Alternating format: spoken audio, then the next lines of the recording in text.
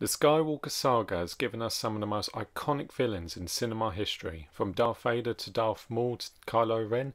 However, in a galaxy far, far away, Force-sensitive threats weren't the only trouble for the Skywalker family. From sadistic cyborgs to vile gangsters, this list will explain who these villains are and why they display the same level of dread that someone like Palpatine can bring. Ambitious and ruthless, Tarkin was the prime example of military power, rising rapidly through the ranks to become the overseer of the construction of the Death Star, seeing it as a way to crush all who opposed the Empire's rule. He demonstrated the super laser's power when he ordered the destruction of the planet Alderaan. Believing that he now possessed the most powerful weapon in the galaxy, Tarkin planned to wipe out the entire Rebel alliance during the Battle of Yavin, only to meet his end when the battle station was destroyed. Greedy and vile, Jabba the Hutt was one of the galaxy's most powerful gangsters.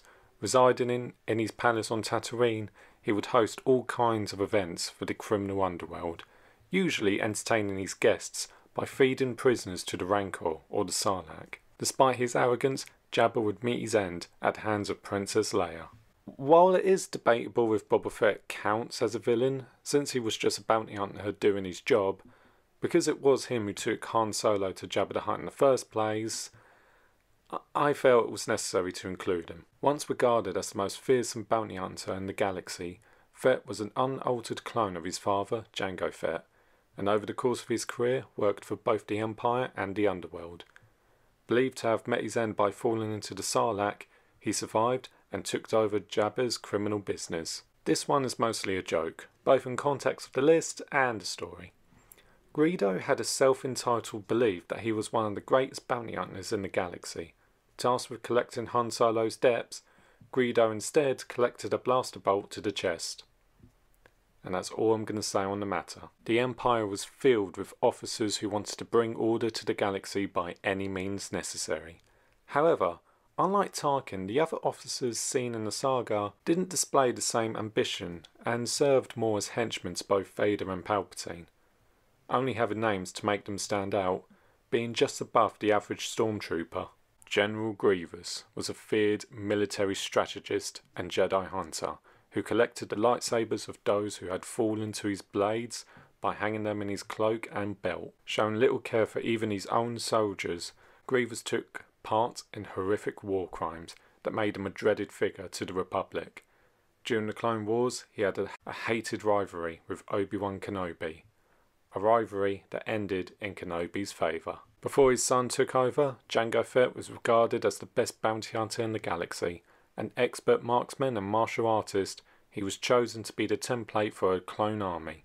His iconic sleek armoured suit made him an instant recognisable on the battlefield. It was on the battlefield that Jango lost his life to Mace Windu, but his legacy lived on through Boba Fett and the Republic's clone army. Surprisingly cutthroat for a viceroy of the Trade Federation, Newt Gunray conspired with Darth Sidious to invade the planet Naboo and unintentionally started the Clone Wars.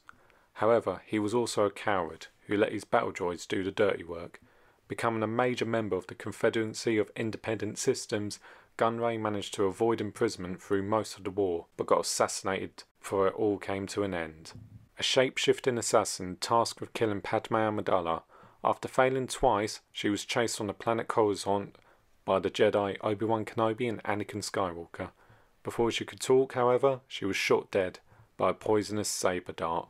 Anakin's pod racing rival Sebulba would do anything to win, including cheating and bullying other racers.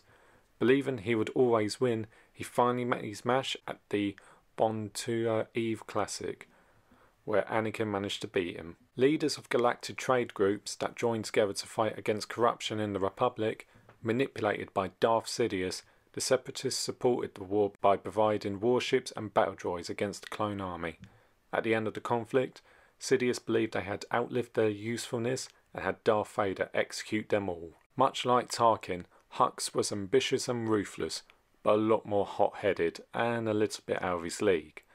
As one of the highest-ranked members of the First Order, General Hux oversaw the construction of Starkiller Base and ordered the destruction of multiple planets to test the station's firepower. But after an attack by the Resistance that resulted in the base's destruction, Hux continued to serve under Supreme Leader Snoke and later Kylo Ren, but was soon treated with abuse for his failures. Eventually deciding to betray the First Order to get back at Kylo Ren, Hux got rewarded by a blaster bolt for his treachery. While I personally believe his end to the story was unsatisfying, that topic is an issue for another day. Leading legions of stormtroopers, while never showing her face, Captain Phasma was determined in her goals, which she masked with loyalty to the First Order. However, Phasma is only loyal to herself, and only joined the Order for power and survival. This is proven with her indirectly leading to the destruction of Starkiller Base.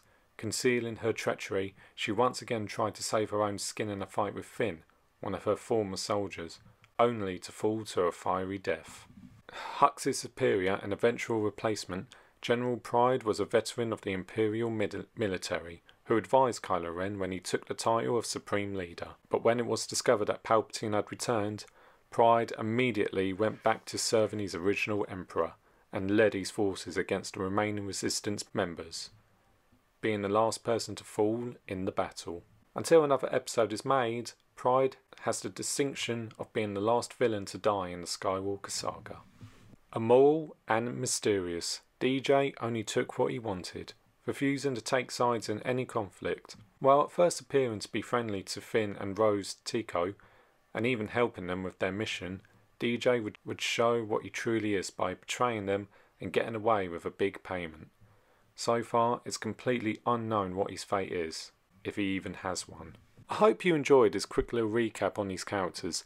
I know I didn't exactly go into full detail on their backstory and not really talk about the development behind the scenes, but if there's any characters you think I missed who deserves to be on this list, feel free to comment below. And as the old saying goes, may the Force be with you, and have a great day.